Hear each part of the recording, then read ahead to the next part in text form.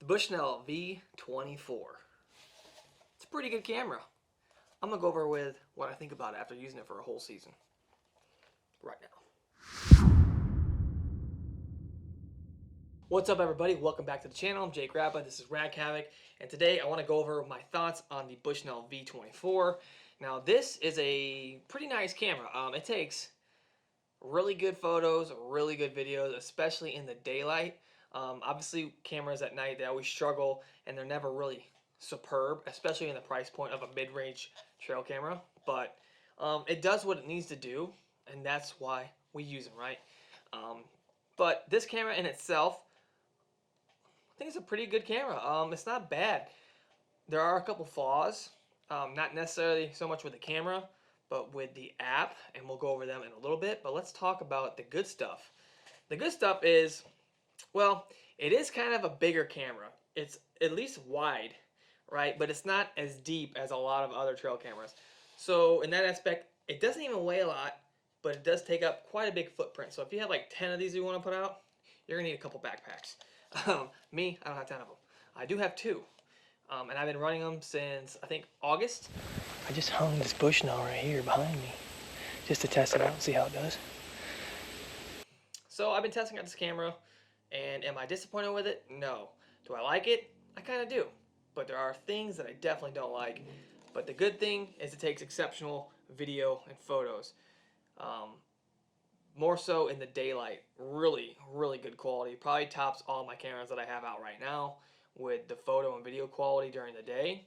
The night times, it's about the same with all the other trail cameras, honestly. The infrared or the no glow, whatever you have. It's all about the same, I think, when it comes to nighttime. Like I said, it takes really good photos, takes really good video. Nighttime is pretty much the same with all cameras, I feel, at night. I use it to get information and data, so I'm not there to gawk at photos like, oh my gosh, I'm going to put this on my wall. No, I need the data and the information so I can make calculated decisions on what I want to do next, right? That's why we run these trail cameras.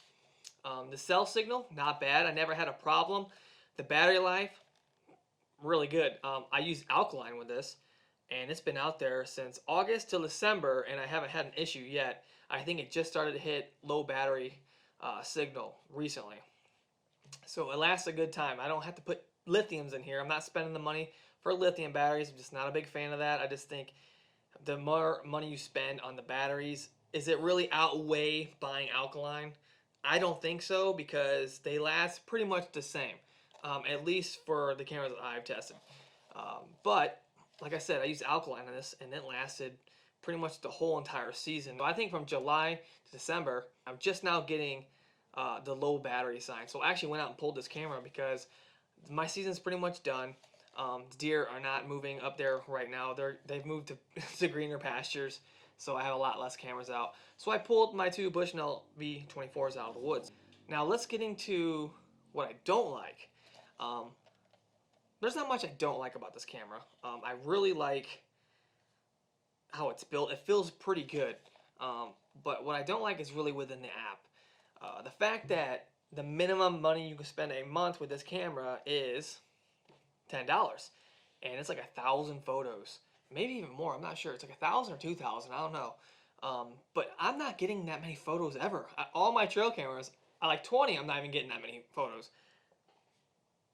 So I think they need to figure out a way to kind of get in the middle, like every other trail camera company with the free 100, like Spy Point, or $5 for 250 or 500 photos, like other trail cameras like Reveal.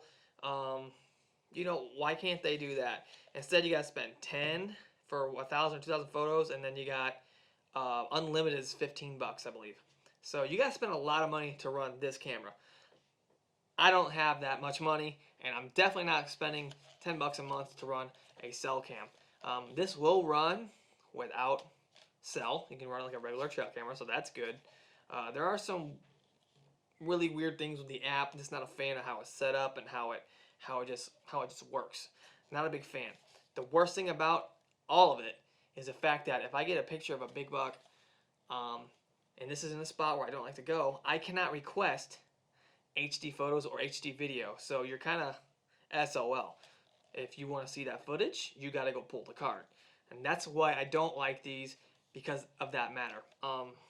But I mean, if you're someone who doesn't really care, you just see the image, you're like, okay, I know he's there.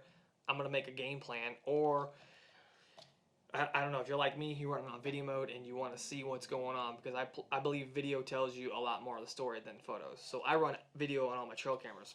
So that's definitely a flaw within the app. I don't know if that's something they're gonna fix in the future, but I don't see that happening yet. If they want to stay in with the market, they're gonna have to figure out some of these things to stay relevant in the wireless trail camera world.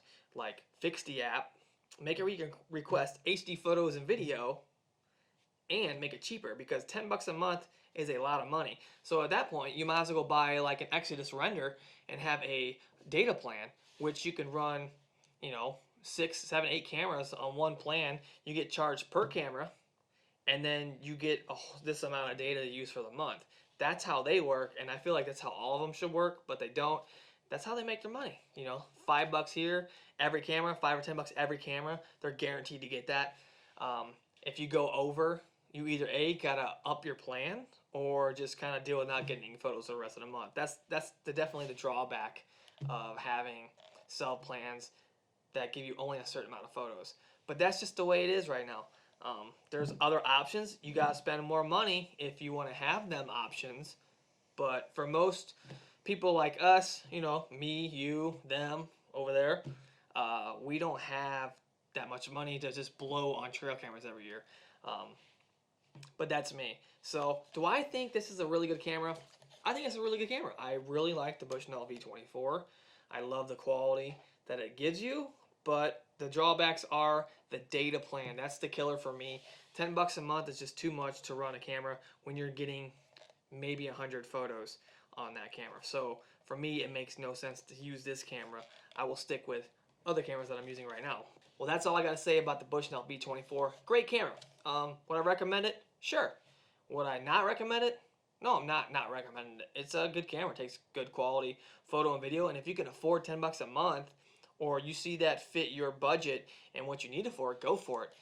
For me, it's a little bit on the expensive side for the plan, so I think if they want to stay relevant with the trail camera market wirelessly, they're going to have to figure it out by making a little bit more budget-friendly plans, and be able to request HD photos and videos. That's just my take.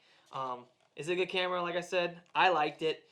It's just kind of expensive for me to run a bunch of these. So with that, I'm kind of done with this camera per se, but that doesn't mean it's not a good camera. It's still a good camera. That's all I got for you guys today. Be sure to subscribe, hit the notifications bell, and like the video.